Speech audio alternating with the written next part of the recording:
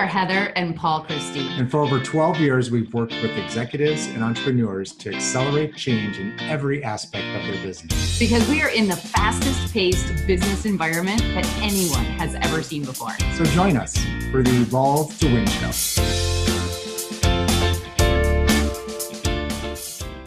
Good morning. Good morning. Welcome to the Evolve to Win show with Heather and Paul Christie. And today we're talking about the fact that your open door policy is a productivity nightmare. What? It is? Do you have an open door policy? I do, unfortunately, here in our office, I do have an open door policy, and it is very, very non-productive. Yeah. Well, so yours is probably not as bad as some others, but Yeah. Okay. So in over 12 years, actually, we're coming up on 13 years in business as of March 17th, St. Patrick's Day.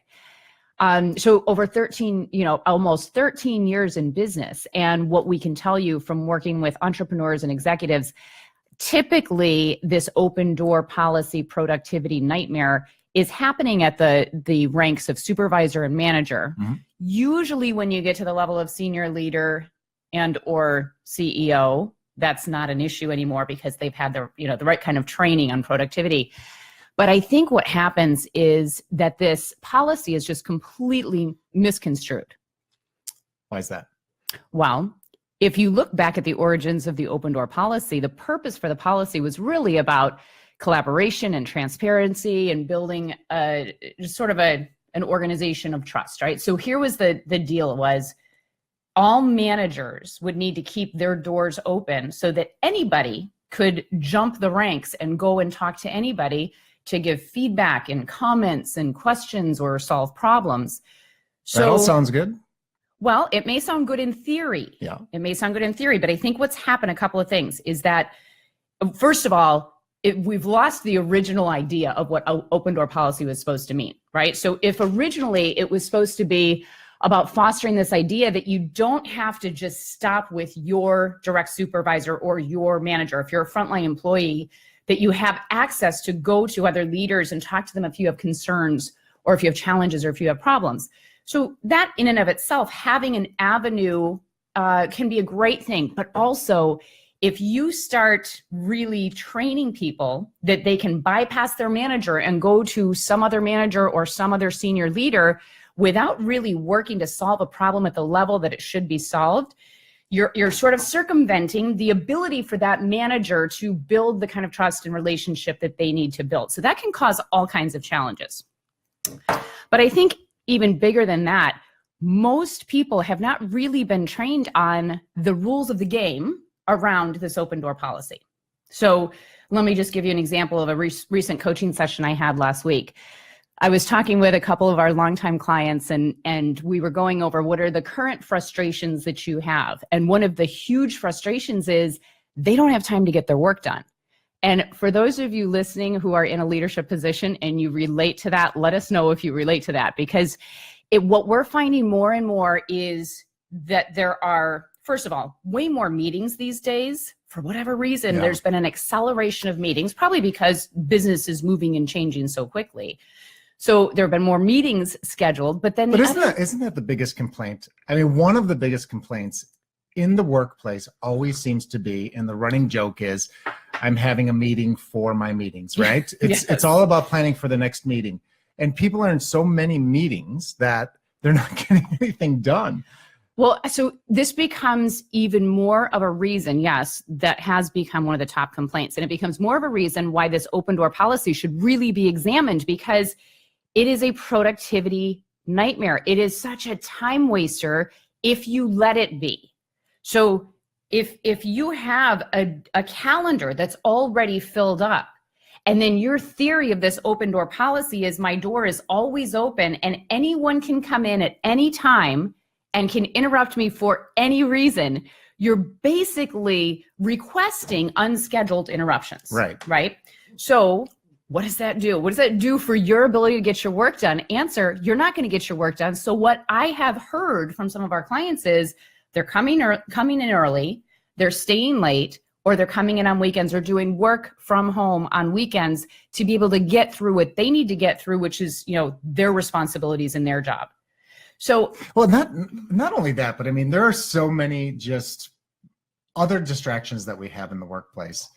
I mean, I know even in our office, there are so many things. If it's just not hopping on the internet, checking Facebook real fast or what, I mean, everybody does checking it. Facebook every once in a while, right? Yeah, for business, of course. Well, sure, but we've I mean, got all the digital distractions. There's no question about that. Yeah. But then imagine that you've got this open door where anybody I know, and I can't everybody imagine. I really can't is imagine. invited to come in at any time for any reason. So you see, like that in and of itself is the problem, is that if people believe that they can come in anytime for any reason. But remember, it's not only just people walking in the open door. That also means pick up the phone. Yeah, but and, I don't think people pick up the phone that much anymore. Well, no, I mean, somebody's in the office and they just pick up their phone instead of just walking over there and having a conversation. You can just pick it up and ask a question too, right? Mm-hmm. So people become dependent on the managers or their bosses, right? For every little thing. Yeah. And it starts to spiral and build into this huge rolling momentum ball that is of everybody starts to be dependent on whatever decision needs to be made, the little tiny ones, right? Yeah. So you're fostering this idea of dependency. You need me to answer your questions. You need me to help solve your problems. As a manager, it's one of the worst ways to position your employee. I mean, obviously, as a leader, our role truly is to develop those around us, those who work with and for us. And so if every time somebody comes to me with a problem, I have the solution, what have I trained them to do? To come back and ask another time. Yeah, like you need to come to me because I need to solve your problem because you can't do it on your own. Yeah. Which I just want you to think about this. But now, some people, here's the thing. There are, believe it or not, there are managers, supervisors, bosses out there that create that. Mm-hmm. And then foster it. And then when the questions are asked, then they complain that people are bothering them. They can't get their things done. It's right? a huge source of frustration. But I think what most younger leaders don't understand is that they've created this monster, right? And that, and I know already what you're thinking, and I know what the arguments are about why we have to keep this open door policy. First, it's our organization's policy. We have that as a culture. It's who we are as our organization. And I would challenge that. I would challenge that there's a good chance that if you don't have really specific rules of the game about how and when people approach you with this whole concept of you can come talk to me about anything, if you're not actually taking time out, blocking time to do your work where you are uninterrupted, if you're not taking those bits of time, 30 minutes here and there, you're never going to get your work done. I looked up the most recent statistics because I've heard a lot of different numbers, but one of the most recent studies on how long does it take us to get back into focus after we've been distracted comes from a professor out of the University of California. She says 25 minutes, that it takes a full 25 minutes. So if well, that's 25 minutes to get started. Yeah. And then to really get going and become productive is another thing, right? That's right. So it's just 25 minutes to get back into that zone. So if you come to my door and I happen to be in the zone working on a project that's important for the organization, for my responsibilities, and you pop in and what is the thing you always hear? Hey, you got a second? Yeah. You got a minute? And if you just drop everything in that moment, even if it is just a second or just a minute, you've now lost 25 minutes. That's what the statistics show us. So if you think about that, what is that costing you? Let's just talk about what the impact of that is. Well, okay. The impact. The impact of that is obviously you're not getting nearly as much done. The productivity has dropped off. Mm-hmm. You've created this codependency of employees and direct reports to come to you for every little thing. Your frustration, you have a higher level of stress, you're working longer hours, you're complaining more about your job, it just compounds. And it's huge. And you think about it even goes, I think the impact goes much further than even the workplace. I mean, there are major issues that you've already discussed in the workplace, but think about how much that impact is even brought home. Or like not brought home because you're still working, because you're staying too late, because you can't get your work done. So I think that, until people really start to get, used to this impact, or like get in tune with the impact on them, they're not going to make a change, right? You've got to really see what it's costing you.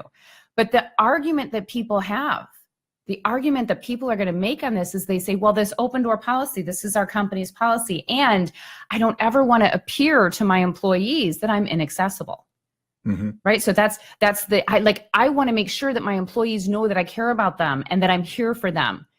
And that's great. But you have to really look at, what are you training your employees? So let's just talk about the value of time and the respect for time. One thing we know for certain is that no one will ever respect your time more than you do.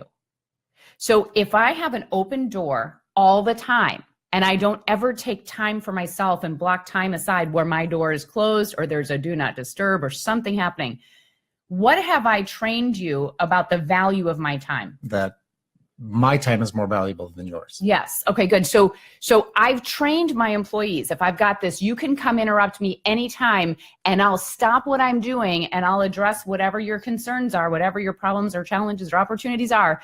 I have just shown you that your time is more valuable than mine. Is that the message that you really want to send as a leader? I don't know. It just depends. I mean, I do think that there are leaders that are dependent on people. They like and they hate the fact that they've created this monster. They feel like they have to give this as a benefit to they have to have that open door policy because they maybe want to be liked. They may do it for retention. They may do it, but they are wasting more time. And here's the problem with that is, if you're training your employees to do that, and then you eventually move somebody up into a leadership position, guess what they're going to do? The exact same thing, right? So that's why I say, as a leader, do you really want to train your team that their time is more important than yours? I believe very strongly that the answer is no, that your time's not more important than mine. My time is also important. And I'm not saying it's more important, but what I want to train as a leader is I respect your time and I want you to respect my time. I know you have things that you need to get done in your job, and I have things that I need to get done as well.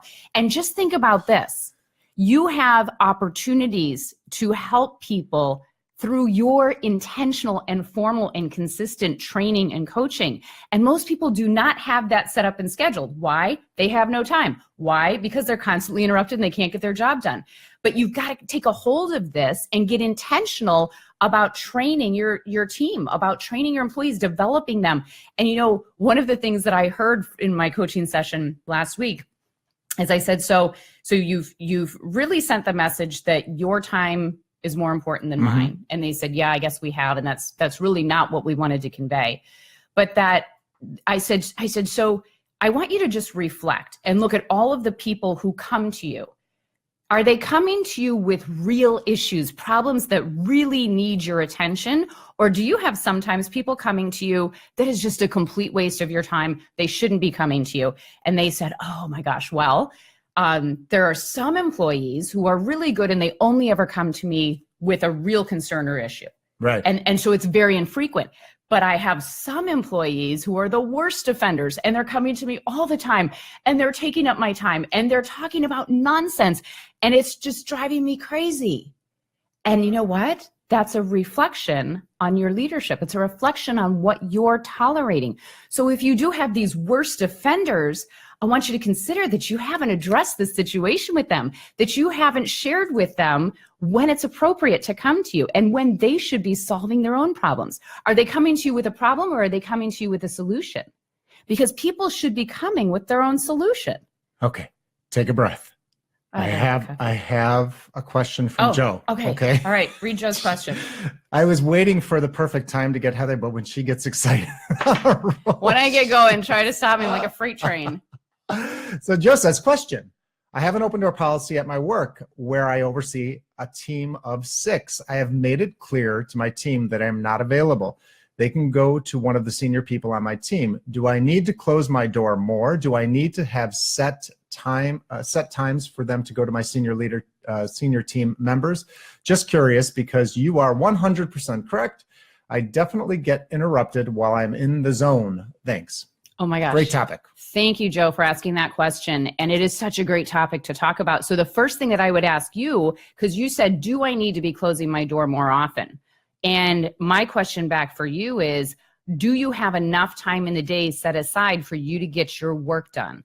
And if your answer is no, then you probably need to close your door more often, right? And when you set that focus time, it's also really important when you set that time where you can't be disturbed, that it's not just time to go over emails or time to do whatever sort of daily operational stuff that's kind of a time waster in and of itself, still like answering other people's priorities, but that in those times that you're blocking, you're focused solely, you're focused solely on your most important item that you need to get checked off your list in that day, right? So setting aside blocks of time and 20 to 30 minutes is a perfect block of time. You get so much done if you have that sole focus. I love, Joe, that you've already instructed your team. So you've done the positioning, and this is really like the next level of this conversation, but you've done the positioning that you need some time to yourself to get your work done. And by the way, there's not only nothing wrong with doing that kind of positioning, it's the right way to position. You tell your team, I have responsibilities in my role as well. And so there are going to be times during the day where I'm not accessible. And by the way, you define for them what would be a reason to interrupt you during that do not disturb time, right? Because I know there are some people out there right now who are thinking, oh, you don't understand my role. I have to always be there. We could have a client emergency. Well, define that client emergency. And here's how I define it. If you were in a meeting with your most important client, or if you were in a meeting with the CEO of your organization, would you have your team pull you out of that meeting for whatever that distraction or interruption was? If the answer is yes, they should pull you out of your do not disturb time. So you've got to be able to quantify and describe to them when you can be pulled out, right? That's part of the positioning. But overall, how much time do you need and how much is the right time to give to your team? That's up to each and every one of you to figure out based on your role and based on the needs of your team. But when you think about it, you just ask yourself the question, how long can I go without being accessible to my team and have it still be manageable for my team? And especially if, like Joe, you have that backup and they can go to senior leadership and you've got someone who they have access to in case of some kind of emergency, then you get to kind of set that schedule. So hopefully that's helpful. Yeah, and a lot of it is the rules of the game, right? A lot of it's so rules if you have of a the team, game. so a possible, it sounds like you're doing a great job, Joe, on handling and with your open door policy, but you'd like to cut down on some interruptions. So maybe if you haven't already had a conversation with your team and created the rules of the game around that open door policy. So sit down with them, flip chart it out, say, what are the rules? This is what I need to get out of my open door policy. I like to have it. I like to be accessible to you, but let's figure out how much is too much, right? And maybe you set some ground rules around that. And when you include everybody on your team, then they become a part of that and they feel like they have buy-in and they feel like they've participated in creating the rules of that game. Yeah, and so that's a really important point. When you bring your team into this conversation and you ask them for their input and their feedback, it becomes very helpful. But one of the most powerful ways to position that particular meeting is, I need your help. We are all so busy right now. We have this big project going on. I've got some things that I've got to get done, and yet I want to remain accessible to you. Can you as my team help and support me by giving me these chunks of time? In my ideal world, I'd like to have at least 3 times in a day where I'm just completely out of pocket. So let's talk about how that could work. So, I would start with your ideal amount of time that you'd like to have. So if you've only been taking, a half hour in a day and you'd like to get that up to 90 minutes as an example, to sit down with your team and have them brainstorm it with you and ask, can you support me? How could we as a team make this work? Because first of all, people want to help each other. And people like Joe, I know that your team really appreciates you because you're a great leader. So they're probably going to want to help you. Now, if you're a leader whose team really doesn't like you and doesn't want to help you, then that's a whole different conversation. But for the most part, people want to be helpful. They want to be supportive. And by the way, as a leader, I want to support you in making sure that you have time set aside so that you can get things done, uninterrupted time. So how do we support each other? Because we can take our productivity to a completely different level. And in some situations, you can just have a power hour, right? Where everybody on the team is on do not disturb and they're working, and maybe it's a power half hour or power 20 minutes, but you know the point, right? Where everybody's working in their own situation. They're not interrupting each other. And it's just that focused time. Mm-hmm. So you get to kind of, have a little fun with this. Trust me, it is fun, because if you think about this, if we could save you from one unsolicited interruption in a day, that means we've just saved you at least 25 minutes of productivity. So think about that. Yeah. And how many times in a day? And one of the other frustrations with having the open door policy is that, it sounds all good, like you're going to get people that are coming in and speaking to you about particular things that are happening at work. Mm-hmm. But in a lot of cases, I would imagine that you have employees that are coming in talking to you about what's going on in their personal life, and that maybe you've created that monster as well. And that's one of the positioning in that, creating the rules of the game is, prior to having that meeting and asking for their input, is bringing up some topics like that and saying, how much is too much with personal, and do we want to keep this strictly business? And if so, what are the rules around that? Mm-hmm. Yeah. So I'm going to give you one super practical strategy before we wrap this up. Next time somebody comes to you with the knock on the door, or if your door's open, they don't need to knock, they just walk in like, hey, you got a minute? Next time they come to you and they say, I don't know what to do with X. Can you help me figure out what to do? Do not answer with a sentence with a period. Answer with a question. Always have a question mark for them. Because here's the deal. You've heard us, if you've ever done any work with us before, you've heard me say this a bazillion times. 2-part lesson. It's my favorite lesson in life and in business. Number 1, you get what you tolerate. Number 2, you train what you tolerate. And so if you've got people coming to you and asking you questions and asking for your solutions and you're handing them out, think about this. That's a huge challenge, because you're training them that you always have the answer. And look a little deeper, you're training them that you have the answer and they don't, and that they need you. And I know it might feel good to feel needed, but man, it's killing your productivity. So they come to you, I need help with this. What should I do? Your best response is, God, that's a good one. What do you think you should do? And if you are not in the habit of doing that, the first response is going to be like, oh, why aren't they helping me? And they're going to give you that puzzled look. That's good. That's good. It means you're retraining their brain. So they're going to say, well, I don't know what to do. That's why I came to you. And you say, oh, okay, got it. But what do you think you should do if you did know? And just keep asking questions.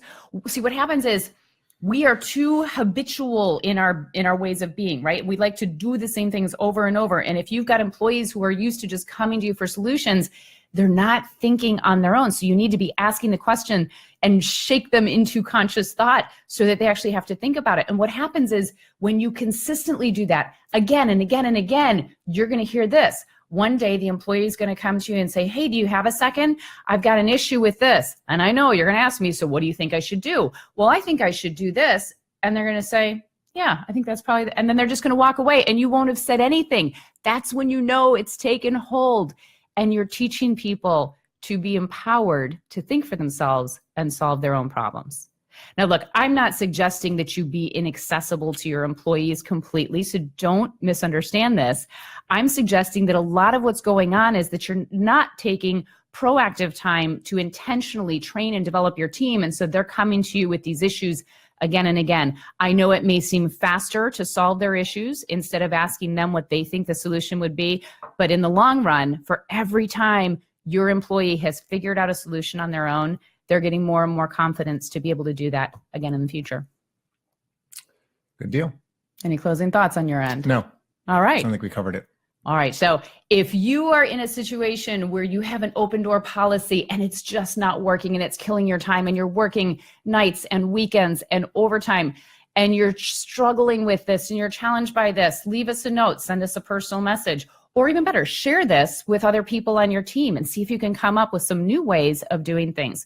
We are here every Monday at 11:30 because our world in business is changing so fast. It's so hard to keep up with all of these things we need to do. So we want to provide value for you. we want to help you evolve to win. Have a great day. Take care.